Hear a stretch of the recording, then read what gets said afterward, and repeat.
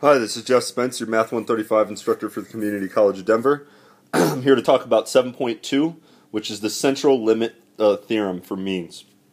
Okay, so quickly stated, the central limit theorem says that as n approaches infinity, or as the sample size gets really big, remember n is the sample size, as it gets bigger, okay, approaching infinity means, getting bigger and bigger and bigger, the mean of the sample means is basically equal to the population mean. Remember, that's the population mean.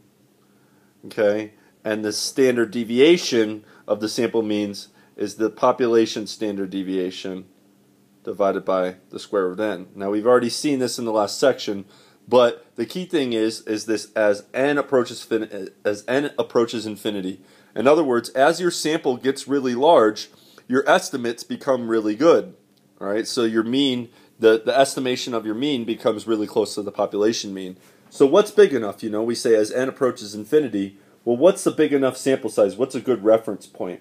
Well, the book and a lot of people generally reference for means that as long as n is greater than or equal to 30, so if you sample 30 or more people, you can pretty much guarantee that the mean will be equal to the population mean, and the standard deviation, called the standard error of the means, will be equal to the population standard deviation divided by the square root of n.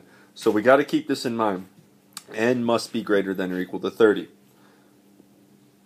So to continue about what the central limit theorem actually tells us, it tells us that regardless of the original population, regardless of the shape of the original population data, it could be skewed right, skewed left, multimodal, bell-shaped, as n approaches infinity, generally as n is greater than or equal to 30, the distribution of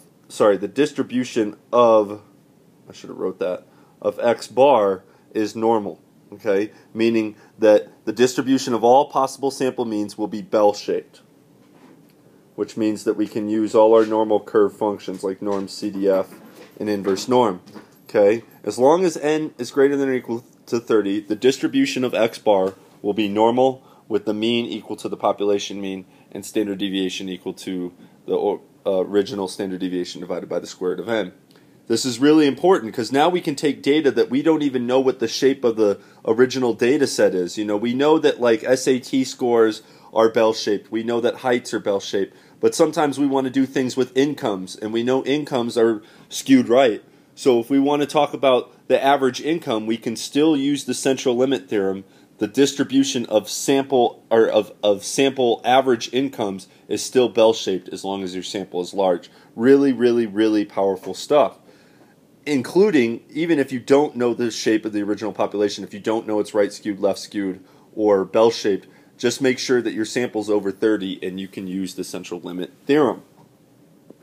So to summarize, basically, either you need to have, if you're going to use the central limit theorem, the easiest way to make sure that you can use the central limit theorem, where you can say that we get a normal curve, okay, and the mean is equal to the population mean, and the standard deviation is equal to the original divided by the square root of n. You get all these three facts from the central limit theorem, as long as, first, if n is greater than or equal to 30. Okay? If n is greater than or equal to 30, you get all three of these things, and you can use the bell curve to answer questions about probability.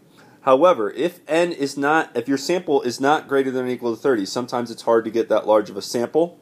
The population data, the population must be normal if n is not greater than or equal to 30. So if n is less than or equal, not just less than 30. Okay? So, but the trump card, the way to make sure that the central limit theorem can always be applicable for means, is to make sure that your sample size is greater than 30. If it's not, though, you better make sure that the original population data was normal. If you don't know that it's normal, then you can't proceed. So, that's the main thing about what 7.2 is talking about with the central limit theorem. It applies to all distributions, not just bell-shaped distributions.